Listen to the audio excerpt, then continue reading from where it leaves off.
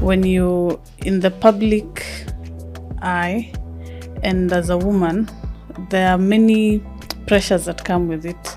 Half the time when terrorism is mentioned, we are the communities that are victimized. Mm-hmm. But you, somewhere in Nairobi, you'll see me walking and then you'll call me our Walalo, our Al-Shabaab. Mm-hmm. But I'm the one suffering in the hands of the same people. Do the fellow MPs of the parliamentary committees actually listen to issues from the north? Who is your priority? Mm-hmm. Your people. Mm-hmm. So if you're a member from Keio South, what business do you have talking for the people of Garissa? I saw what he did in Mount Kenya. He brought 48 million. 48 million is peanuts for people who have been displaced, who have no homes, for schools that got affected, for roads that got cut off. That's small money. You don't give somebody a mattress and they have no roof over their head. Hello everyone, Assalamu alaikum wa rahmatullahi wa barakatuh. Welcome to the Laughing Labcoat. This conversation is one that you do not want to miss out on, especially if you're a Kenyan youth or a youth from the northern part of Kenya. Today, we will be talking about the real issues that affect the youth and the people from the northern part of Kenya. We are joined by a guest, a very well-known guest, an eloquent, well-mannered leader, one of the crown jewels of the Somali community from the northern Kenya, a very young, one of the youngest actually members of parliament from the Somali community, and the youngest woman member of parliament from the Somali community as well. I'm also joined by Dr. Aden Ares, someone who needs no introduction. Our guest today is someone who has sponsored the Kenya Sign Language Bill, is someone who has been in community service for the longest, ever since time immemorial, has served her community and served the Kenyan community at the National Assembly at large. Today we have our guest in the studio, Honorable Ummulkheir. Karibu Mheshimiwa. Thank you, Daktari. Thank you for taking your time. Daktari, I'm very honored to be here today. Karibu sana. Thank you for taking your time. Sure. From your busy schedule to honor us with your presence today. Yes, we really appreciate you being here. Yeah. It means a lot. It's not easy to be a member of parliament, I guess, because there's nothing I know about it, isn't it? You will shortly. You can take the entitlement shot and you tell someone, I know how busy you are. Yeah, but You've you never been really there. don't know it. That's true. Well, I think you can anticipate, considering how members of parliament are usually either here, there. Today you're in Nairobi, tomorrow in Garissa. You never know your schedule. Yeah. So what is it like being in parliament as someone who is a Somali, a Muslim, and a young lady? Most importantly, a young lady. A young lady. It's honestly not easy. And I think one of the things that I really became grateful about when I joined parliament was I came married. Mm-hmm. It really means a lot because when you're in the public eye and as a woman, there are many pressures that come with it. But generally, you know how, of course, Islam encourages marriage, but you really never give it a thought on why it encourages marriage until you're in such a position. Wow. Because it kind of gives you like a protection. It protects you from external temptations or anybody who wants to reach out to you. As long as you tell them, look, I'm married, there's a boundary. For me, that's the first thing that I really came to appreciate. Interestingly, I got married 2 months before I joined parliament. Oh, mashallah. So I'm saying this because it's a space that is not designed for women. It is a very tough space. It's a very toxic space. And it's very challenging. But again, for somebody who wants to get out of their comfort zone, that's definitely the place to be, because you will have no breathing space. You're always from one mission to the other, So for me, I came to quickly learn the things, because again, part of the thing is you learn on the job. Of course, you're given an induction where you get an induction to parliament the first month after you're sworn in. But we normally tell the clerks in parliament, this induction is actually best when it comes a year after, because at that time, you're 1 month in, you're being told of all these legal jargons and all these things to do. You have no clue. We all come from different backgrounds. Some are medical doctors like you guys. Some are teachers. Then you're in one space. after a year is when you start to get a hang of it.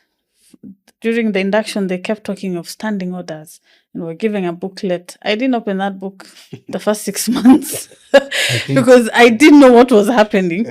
But once you're on the floor and you start experiencing, then you start to correlate, okay, this is what the standing order says, or this is what it does.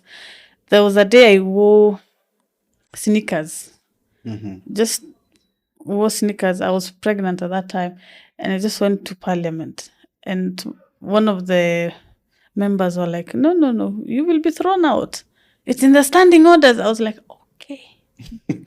Karudi kusoma standing orders. There's actually a whole dress code and how you should dress. So anyway, it's an interesting space. Alhamdulillah, I have gotten a hang of it, but there's still a lot to learn. Yeah. Two things I think from what Umi just shared that I find really remarkable is the fact that she never realized the value as to why Islam encourages, to get married and to complete yourself until you end up in a position like the position she ended up in. Imagine you're hustling with people and you're also representing people. 10 guys from your constituency want to hang out with you. And you're their leader. You see, that didn't hit until now when you just said it. Because you see, us, we get married. We know why Islam encourages marriage, protects you from zina, but it never clearly tells you it actually protects you to this extent in your day-to-day life. And I think that's also the concept of Quran. A lot of the explanations are at surface level until you get to understand it at a deeper level. So that time... Until you experiment it yourself. Until you experiment it, you get. So it was something very interesting, but every day I wake up, I thank God for that. Alhamdulillah. Yeah. That's really amazing. Yeah. That thing hit home. Yeah. You never know, even you guys, if you're not married today and you find your patients in your personal space. Yes. Until you have to wave your, hey, look, I have a ring. So. Secondly, the parliament thing, understanding. What do you think of the other members of parliament? Well, me and you were taught standing orders and these things. 209, 208. Yeah. Oh yeah, when we were in the children's assembly. Yeah. Imagine the others. Maybe you are even. I remember I ran for speaker. I got it the first time. Then I didn't get re-elected. Suddenly, people just dropped me. I was then her governor. He was my governor. Have a history going all the way back. We actually, even way back then. When the constitution, when the promulgation of the constitution happened, it was now a transition from the previous system of governance to the new system, which was devolution. So I think it was a UN program, and they decided, look, we have to teach children the UN Charter, and we also teach them about the devolved system of governance. Actually, at that time, they were planning for the devolved government before it happened. It was actually way before it happened. So when they were writing the plan for the devolved government, we were really involved in the section of children and how they should be involved. I think we kind of shaped a policy without knowing that, we did. That was number one. Number two, the Kenyan constitution. I take pride in this, by the way. We took a key step in it. Remember, we used to come to Nairobi, I think, every 3 months. It was multimedia. And having a discussion about it. There's even a video right now when I was 14-year-old debating on. Please send me that clip. I would really be interested to watch it. Some aspect of governance and leadership. Not really religion into schools and all of that. And do you know that's a current discussion we're having? Integration of Duksi and Madrasa. Into schools. Into the school system. So me and Ummi and there was another person. 3 of us represented the first time, the second time, the third time. Others joined. It became big. But at the start, we were only 3 from Garissa. It started from 2011, yeah? Yes. 2011. 2012, then we served. So this is your journey all the way from when you were in Garissa? Yeah. Okay. So I remember I ran for speaker. I think you ran for governor. Yes. And we both won. I came in unopposed. So on my second re-election, suddenly my voters decided, you know what, we are tired of her. And when I ran, I didn't even get one vote other than Yourself. my vote. That was 2013. We used to meet at Multimedia University. There was we were in groups and votes were swaying in groups. Yeah. What happened is that the first time me and Umi were in the same group, I was running for the governor, she was running for the speaker. So people decided if we are giving Aden the governor, we cannot give Umi the speaker. Yeah. Okay, it evolved. It was They a said, negotiation. okay, we will not give Aden the governor, but from his team, we'll give Umi the speaker. Okay, that happened. Umi became the speaker, I collapsed. Okay. But still we had a member of our team representing us. Yeah. Then the second round comes. I'm still running for governor. Umi is still running for speaker. Now they decided... And I don't think I stepped down for Yes. him. I refused. Now they decided, hey, we are letting Aden go this round. Yeah. Okay. So they voted me the second time. They voted me the third time. Oh, that Beautiful was why. And let me ask you, at this time where these things are happening, you guys were in community service. What guys were you doing together? We were started. That what started our No, community service. I think we were in high school. I Yes. was in Form 1 and he was also in Form 1. Interestingly, you were in GSS, yeah? Yes. And we lived in GSS because my father was a principal at Garissa High School. So over school holidays, we used to meet a lot. Because when I come home and the boys are also in the compound, we started getting to know each other at that time. Then this program came. And then apparently they selected someone from Yeah. Ijara. Then was Ijara, It was, right? yeah, it was counties. Happens to be an Umi. They Yeah. select me from Garissa. Happens to be you. And we used to interact in the school, and but we Library, didn't know yeah. each other that much. So when we both decided to run for offices, when we grew a bit closer, we became friends. We finished high school. We started an NGO together, That will Kesho come. Alliance. Let's not Maybe- digress So from there. we've come a long way. Yeah. So it's been a very long journey. Yeah, he from- might be hosting me here today, but tumetoka mbali. So tell us a bit, because you mentioned it already, and we want to see your transition from Yeah. being someone who was elective positions, even and governance, Yeah. from high school, and how you transitioned to community service, and then later to Yeah. being a member of I think parliament. for me, of course, I knew I would join politics at some point because I also grew up in a political family. My father ran for Garissa County Governor in 2013 unsuccessfully. And at that time, we also were doing the Children's Assembly. I served until 2013. I lost the elections. Then after I finished high school, we had the incident, the Garissa University attack, unfortunately. And there was a crisis in the community, and there was so many things happening, and teachers were leaving the county. So we just decided to put our heads together. At that time, we were already active in the community.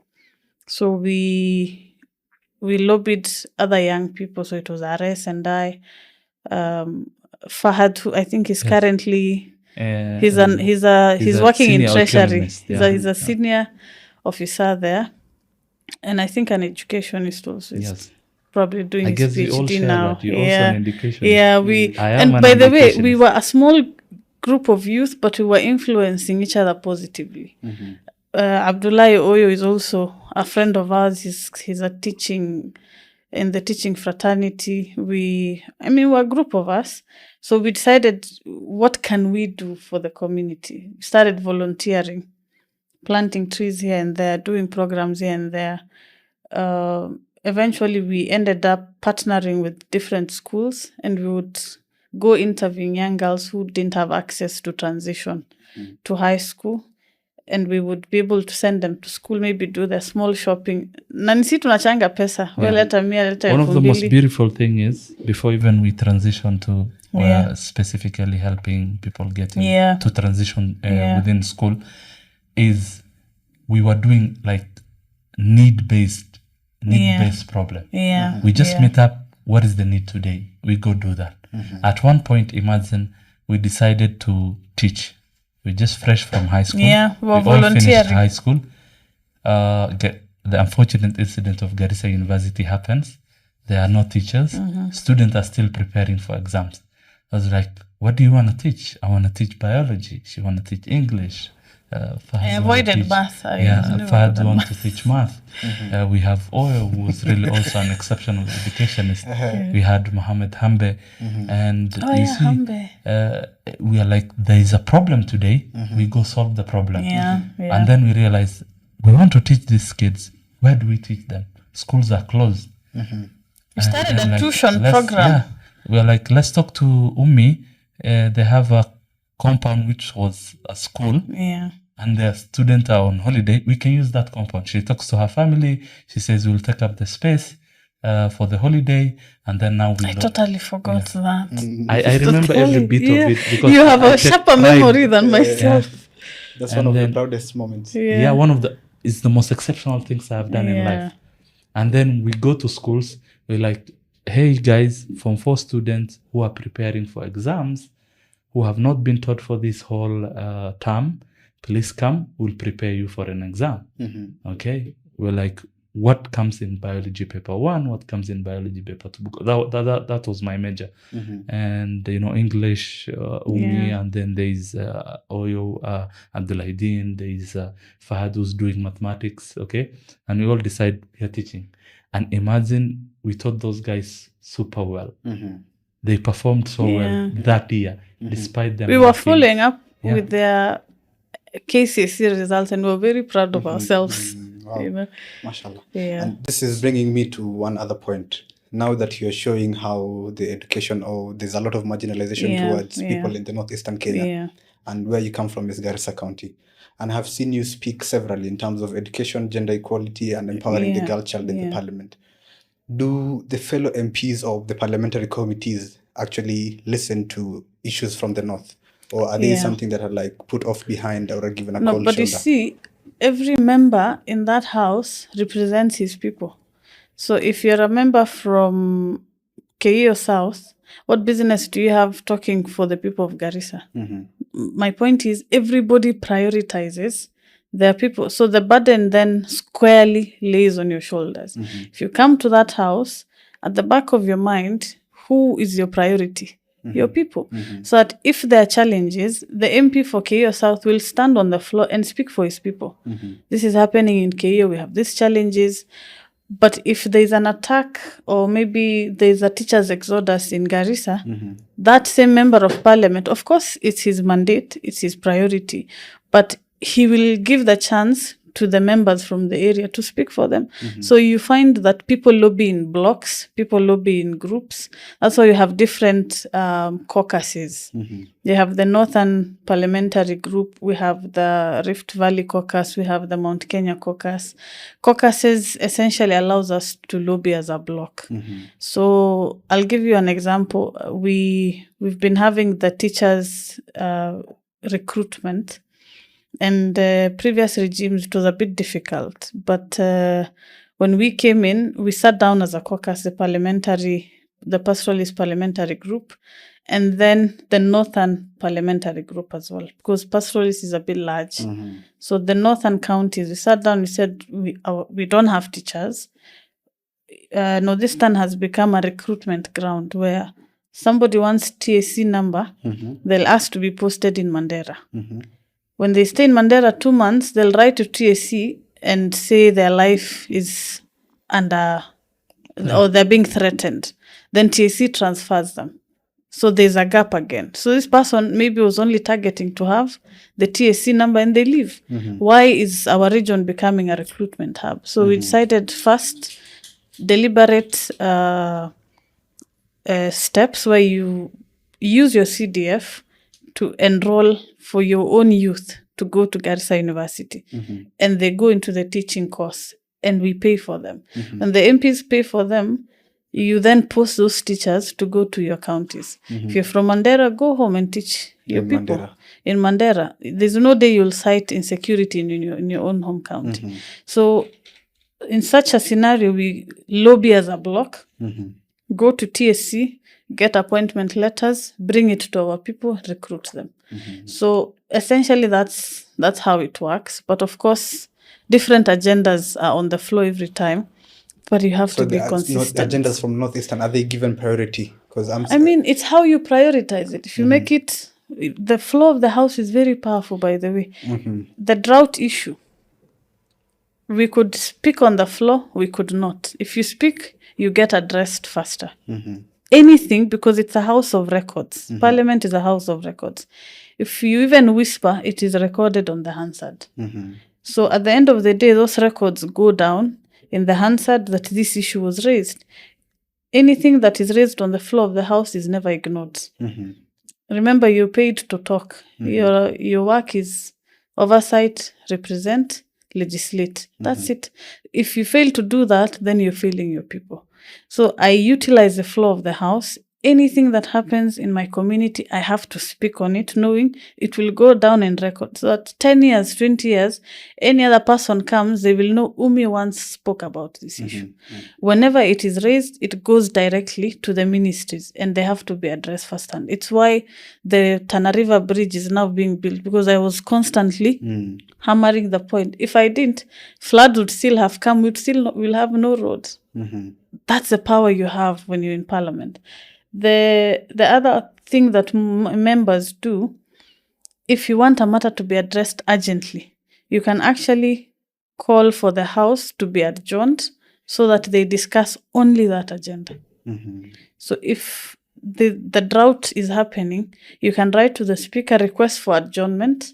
The House is paused, yani everything is stopped, so that the members can discuss this drought issue. That's a very powerful thing. I remember when you're speaking about the floods issue, Yeah. and you're talking about there was no aid that was sent to Yes. our people in northern Kenya, Yeah. and several people succumbed actually to the floods. Yeah. You remember, like a whole bus actually. And once you were talking about it, my mind went to, okay, what action has been taken to that? Did the president come, or like people come to give condolences? Then you mentioned later the former deputy president is the one who came. Yeah. And it took a lot of bidding and somehow something like and he begging. still didn't bring the money, because out of around 2 billion, he brought 48 million. 48 million is peanuts for people who have been displaced, who have no homes, for schools that got affected, for roads that got cut off. That's small money. Ideally, the disaster funds are supposed to come in during a crisis. You don't give somebody a mattress and they have no roof over their head. And I think even how we look at disaster as a country and how the leaders handle disaster is a whole other discourse that will take us a whole day, because somebody got displaced, unampelekea mattress. Wewe leo mattress itakusaidiaje? It won't. Utanyeshewa tu bado. So my point at that time is, when I was criticizing the DP, I saw what he did in Mount Kenya. He went full blown. He did everything. Of course, it's your people, I understand. But you are the deputy president of a whole country. My criticism to him was, you could have handled Garissa incident like you handled Mount Kenya incident. But you've shown favorism. You've shown that you're more inclined to these people. So I was really feeling all that anger at that time. And honestly, I was very happy to impeach him because he was getting too personal. Yeah. Then here comes another issue about Garissa. You mentioned the Tana River Bridge. Yeah. And we spoke and we talked about some ongoing border conflicts. So for people who are not from Garissa, could you please enlighten for us the border issues? Which conflict on? The border. The one that Tana River... Yes. Tana River governor is he's just indisciplined. I say this because he served for 2 terms. On his second term, I spent 2 nights in Tana River campaigning for him. 2 nights. And my home is just right there. That time I was doing it to secure another extra seat for my party. But if I knew he would have such, shallow opinions, honestly, I wouldn't have even bothered to. The border issue is very interesting. We had the pre-colonial boundaries that were there when the colonials were here. The 3-mile strip is in Garissa and Tana River. And he says, this particular part of Tana River belongs to me. But during the boundaries review and when borders were being reviewed, the constitution was changing to expand to bring up the counties and the constituencies.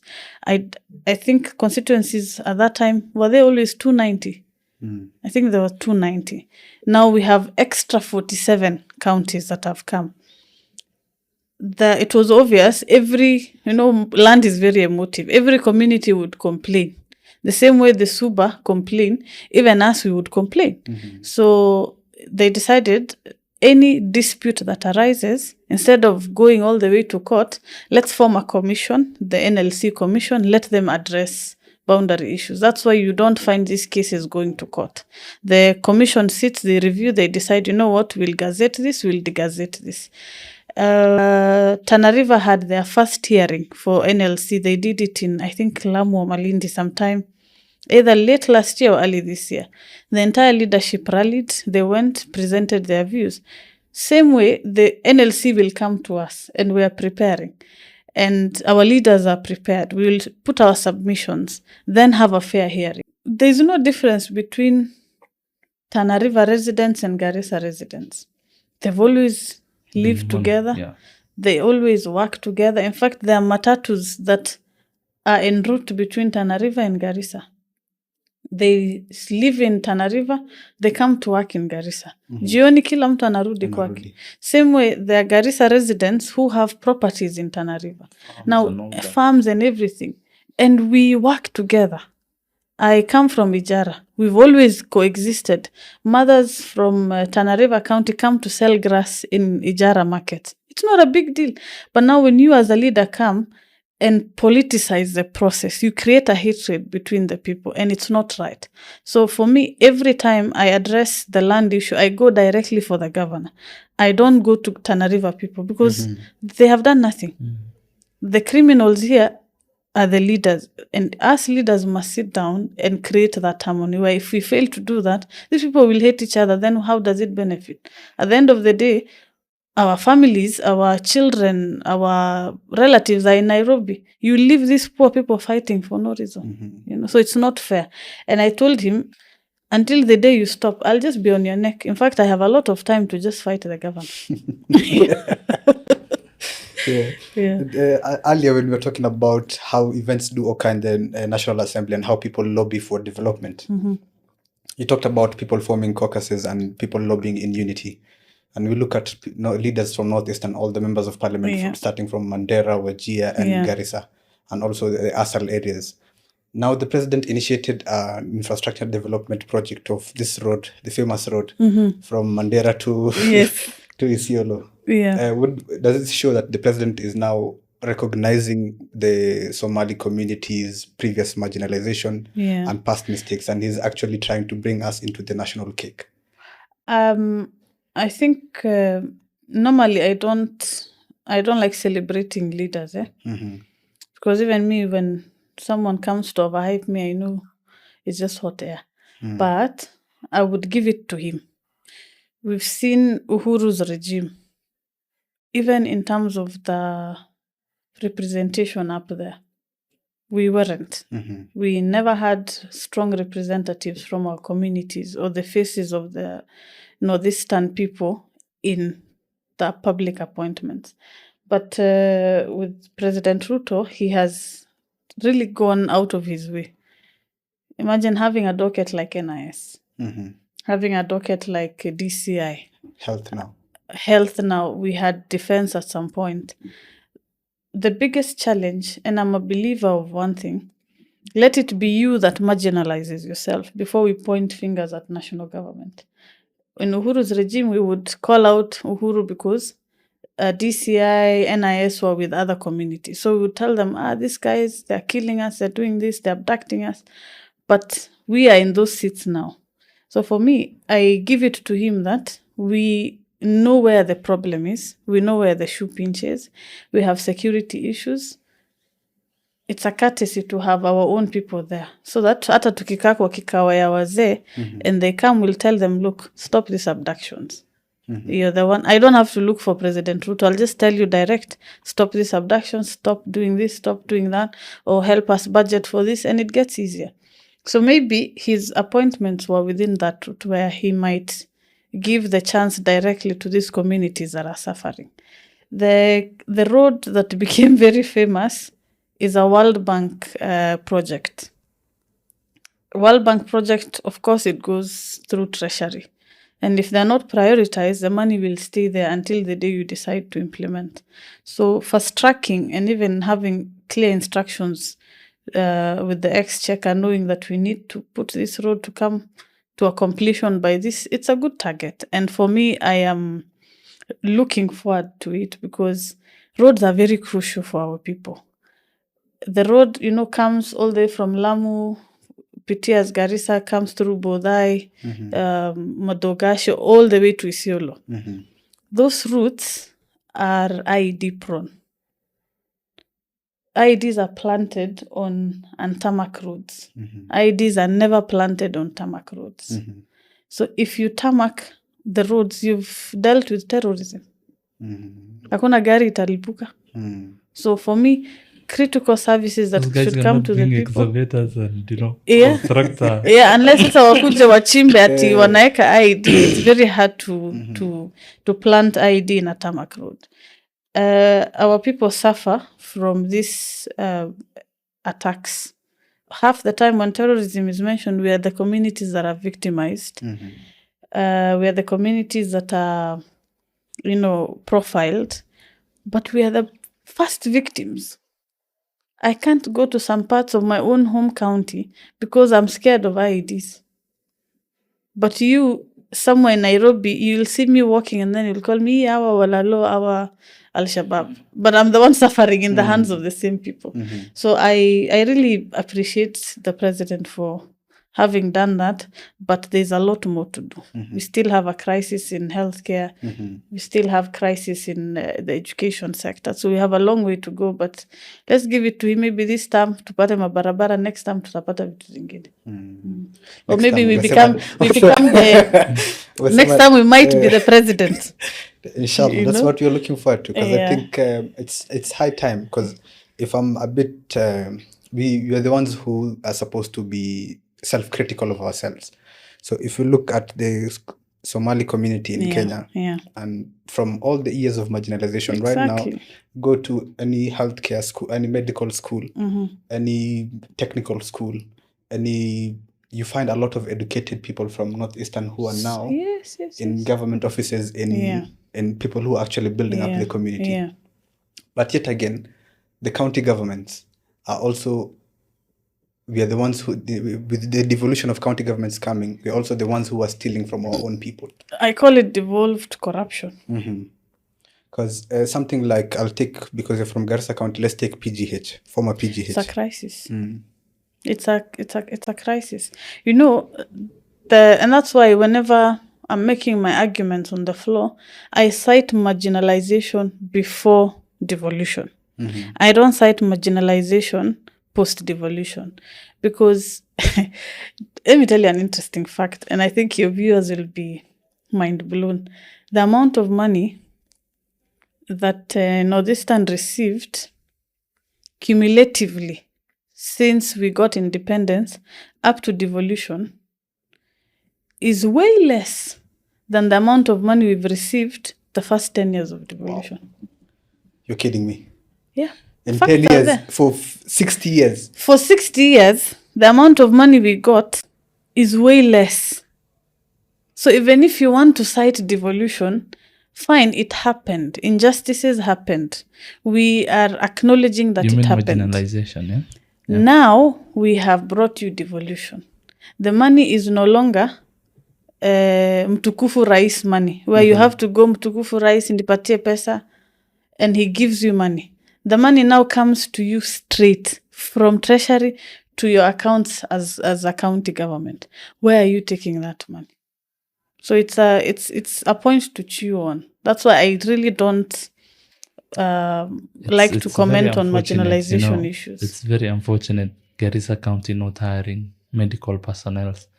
Garissa County not hiring people who are needed. But why? The question is why? Yet they have the money. Yes, you can, complain about marginalization your entire life. Yeah. But now when you are given the opportunity, you decide to do something worse than, or, what previously worse existed. than when you were marginalized. My grandfather built the PGH, And the road also. the road and the library while he was serving within the marginalized government. You would be shocked to find out I'm actually fighting individuals from demolishing the library. I put my foot down on it. Yeah. And it's not something I would really want to mention, but if I wish they knew how that piece of land where the library is, how it was secured for the libraries to be built, He will tell me after so that I can add it in my argument point. It's and the steps he took, my grandfather, to be able to build that place. Yeah. There was no money for it. There was no money to procure even the land for it. Yeah. And he had to put in himself there for that thing to be built. Yeah. And guess what? He was paying the money for that even after. Wow. After he left office. Yes. Wow. Selfless leadership. So, Mheshimiwa, we're coming to the end of our pod. I just only want to individualize it to you a bit, maybe in terms of what legacy you'd like to leave behind. Yeah. As an example to the Somali people and the whole Kenyan youth that you're representing in parliament, and also in terms of like the girl child from where you come from, I think for me, I worked in the civil society space for quite some time. That's why anything to do with abductions or education, you'd find me going harder, because those are things, we've done rallies in Garissa fighting for people who went missing, or including my own uncle, Allah Rahma, who was killed. Education for me is a big factor. My father was a teacher. We are all here because we got quality education. I believe if you want to elevate people from poverty, you don't have to give them handouts. Provide them with that space, give them education, let them transition from one institution to another, different levels of the education. In another few years, that person atajitoa mahali, ataenda mbali. So, Honorable Umi, you're talking about educated illiterates. Educated illiterates, because we are communities that are business oriented. But it doesn't mean you can't still further your education. If we really want to fight for our spaces in this country, as Northeastern people, as Muslims, we must invest in our education. So that you might have, in politics, 3 things are crucial: education, the public that are on your side, and the financial muscle. As Somalis, we have achieved 2 things: the financial muscle and the public. We are still yet to invest in our education. We need to go big. And I tell young people, don't come to me and ask me for small money. The money I'm giving you, you don't know where I'm getting it from. I might have stolen your future and I can give you $50. And you're happy, you'll clap for me, you move on. How does it help you? In another 5-10 years, I've left the political scene. Somebody else has come. You're still there asking for money from the next leader. The handout culture, it has become a cancer in our society. And I believe we have to be deliberate. Of course, it might not go down well, but we need to start a change of that pattern. I deliberately avoid handout culture. I try to invest in these young people. I try to challenge the status quo in this aspect, so that by the time, even if I don't leave any other legacy, let it be that I've helped a few people, out of poverty. So I don't have a budget of Nga for CDF. If I had that, honestly, I would have done a lot of work. But those funds are there to help the community. Pay school fees for this youth. Take them to TVET. Go big on TVET. Like now, China, whatever inflation crisis, recession happens, China will still stand, because they are a manufacturing country. They are making money from their own skill sets. Look at India. It's an economy that is built on the backbone of cottage industries. So there's something I'm trying to pilot now. I'm reading a book called Out of Poverty. It's written by Dr. Paul Pollack. He's deceased now. Dr. Paul Pollack was able to help millions of people out of poverty. when the Gen Z version of Bangladesh happened, the uprising, if you notice, most of the young people were vouching for Dr. Muhammad Yunus. And I was like very curious. I decided, let me go look up this Muhammad Yunus and why he's liked to this extent. And he has an immense profile. He's lifted 7 million people out of poverty. Actually, today where we are, where Singapore is, it's because of Bangladesh. I mean, where Bangladesh is because of him. Yeah. The transition. He's helped You know that? many people. I don't remember the actual figures, but the GDP then and the one of Kenya. You know which one was better? Of course, and then their youthful population is twice ours. But Dr. Muhammad Yunus was getting a public endorsement, which for a politician, it's a currency to have when you have a public endorsement. So it piqued my curiosity, and I went to read about him. And honestly, I was very impressed. He has helped millions out of poverty, all because of small efforts. In his book, Out of Poverty, Dr. Paul Polak was piloting how $100 household income can be able to move to at least 1,000 USD income. And he did this by investing small. India as a country have cottage industries. When I was on maternity, I had 6 months of just staying indoors. And I decided to dive into the Indian economy. Cottage industries. Unaona these tires that are sold by big corporations in Kenya.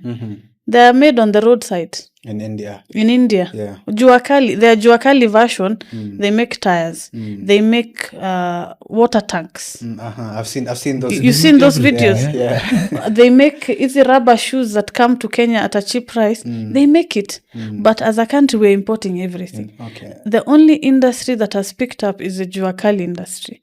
So for me, I'm challenging myself. I decided, let me pilot a few cottage industries at home. I trained some young people to do some football from scratch. We did the balls. And it was an interesting concept. Currently, I'm trying to help a small industry in Nijara produce aloe vera soaps, detergents, and I don't have a budget, but I at least try to sacrifice the small thing that I have, invest in their businesses. If these pilots work, then you can go and make a case and say, look, we've helped these families move from this amount of money to this amount of money. A lot of our mothers have ideas. They can be able to help themselves. But you find us, the political class, we are always holding pictures, take pictures, give them 1,200 makofi, you go. You've not helped that person. So to finalize, we're running a bit of time, but to finalize, we'll definitely have more episodes with you. Definitely. Invite me again, no problem. So to finalize, please tell us one leader who you look up to in terms of Kenyan politics and your vision for Garissa County in the short term.